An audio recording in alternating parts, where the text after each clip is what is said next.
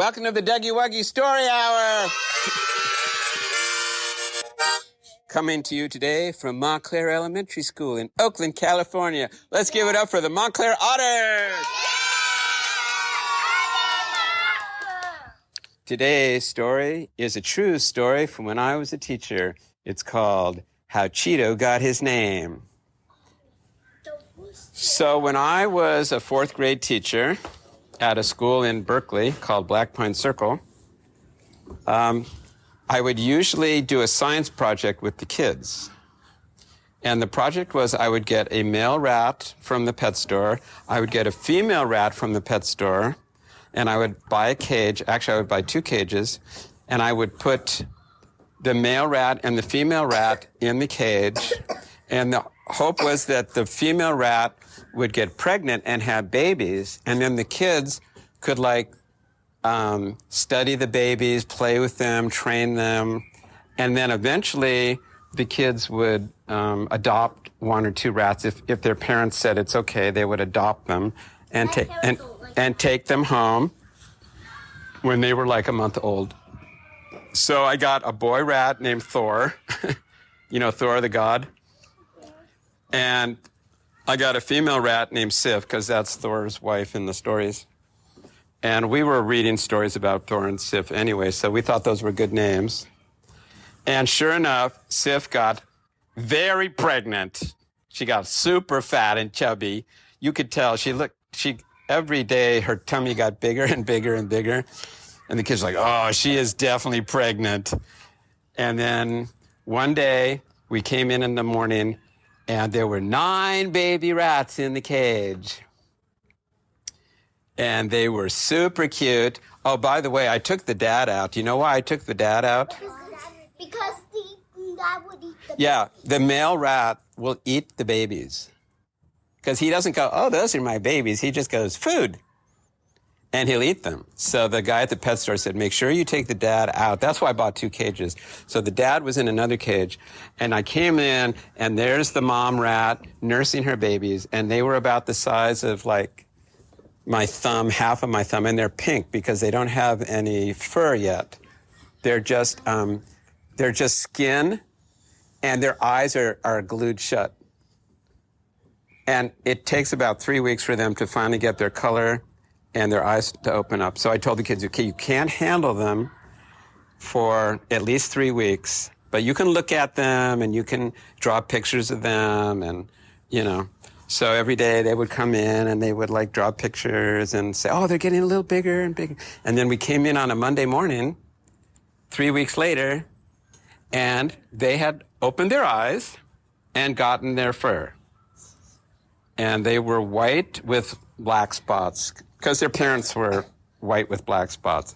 And they're like, oh, they look just like their mom and dad. The kids were so happy. And they're like, can we hold them? Can we hold them? I said, well, let's give it another week till they're a month old. And then exactly a month later, I said, okay, today is the day.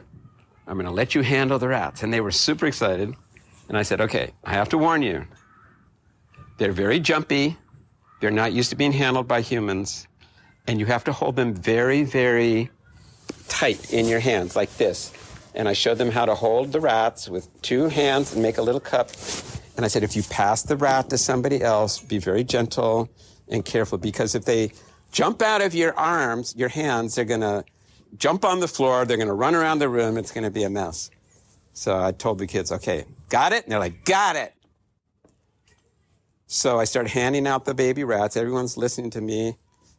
And there was this one girl in my class who was not a very good listener, and her name was Becky. And instead of just holding the rat safely like this, she started swinging it. And she started saying, woo, we're at Disneyland, woo, you're on the rat ride at Disneyland. And then she goes like this, woo, the rat goes flying out of her hand. And she's like, no, and it lands on her desk, jumps off of her desk, jumps onto the floor and runs into the corner of the classroom behind a bookshelf, a big bookshelf. And she runs over to try and get it, and all the kids are like, go get the rat, get the rat. And they try to catch it, but we couldn't find it, and we moved the bookshelf back And the kids got really mad at her. They're like, didn't you listen to Doug? And she starts crying and she goes into the bathroom. And it was like, oh my gosh, this is exactly what I didn't want. And then the bell rings. It was time for the kids to go home. And I stayed for maybe an hour looking for the rat. And I pull the bookshelf back, and there was like a heater vent. You know how the wall has like heater vents sometimes? I know, the rat climbed and I thought, oh, maybe the rat climbed into the heater vent. So I got a screwdriver, I take the heater vent off, and I get a flashlight, and I'm searching for the baby rat. I'm like, come on, little fella. I'm here to rescue you. 911. Couldn't find the rat. And about 4 o'clock, I had to go because I had to pick my daughter up from preschool. And I said, well, maybe we'll find the rat. Maybe it's behind the wall. I don't know where it is, but I got to go. So I come in the next morning, and the kids come in the classroom, and this girl in my class named Kelsey, she comes running into the classroom. She said, oh, Mr. C. They call me Mr. C. Mr. C, Mr. C, Mr. C, Mr. C. I have an announcement. She's like, I'm like, what is it, Kelsey? She said, I found the rat. And I'm like, what? And the kid's like, what? She said, I found the rat. I'm like, what do you mean? She said, I got home from school. I opened up my backpack. I took out my lunchbox. And there in my lunchbox, eating my Cheetos, was the rat. Name's Cheeto. It had run into her backpack, into her lunchbox, and had spent the night in her lunchbox eating her Cheetos, which were open. And so when she opened it, there's this little rat like chewing on her Cheetos. He's like, hey, how you doing? These are delicious. And we laughed so hard. And then I was like, so where's the rat now? She said, oh, it's at home. We put it in a shoebox. And my mom wants to know if I can keep it.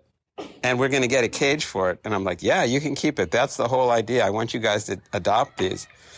So the next day, her mom comes in with the rat and this beautiful cage. I mean, I'm talking about a cage about maybe 2 feet, 3 feet high, 2 feet wide. It had 3 wheels, 4 ramps, all these water bottles and little food stations. It was like a rat mansion, to be honest.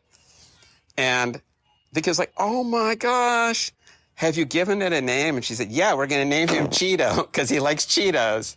My dad said, it's a perfect name. We're going to call him Cheeto. And we're like, perfect. And then she said, and we want to get another one. And we're going to call him Dorito. Cheeto and Dorito. And so she picked out another rat. She made sure that they were both female, I believe it was.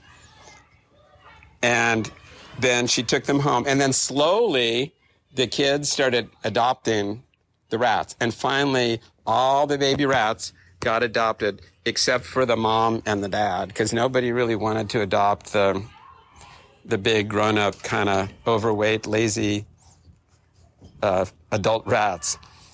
And then we kept them in the classroom as pets. And then at the end of the school year, when it was time for summer break, I mean, I had to bring the rats home, right? Because I wasn't going to be, teachers don't work in the summer. And I bring the rats home, and my wife was like, what do you think you're doing? You are not bringing those rats in this house. She hates rats. I said, okay, I'll put them in the garage. She's like, no, absolutely not.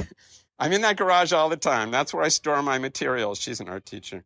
She said, I do not want to have to look at those or smell them. Get them out of here. I'm like, okay. I was like, what am I supposed to do? She's like, that's your problem, mister. You should have thought of that when you bought them. So you know what I did? I took them back to the pet store where I bought them in Berkeley. And I said, you guys remember me? I'm the teacher at the school. They're like, oh, yeah. I said, my wife really doesn't want these rats here. Could you take them back? And they're like, okay, we'll take them back. I'm like, oh, thank you. I was like, bye, Thor. Bye, Sip. Have a nice life. And that's the true story of how Cheeto and Dorito got their name. A little cheer for me, please. That's it for today. Dougie Wuggy, over and out. Bye-bye.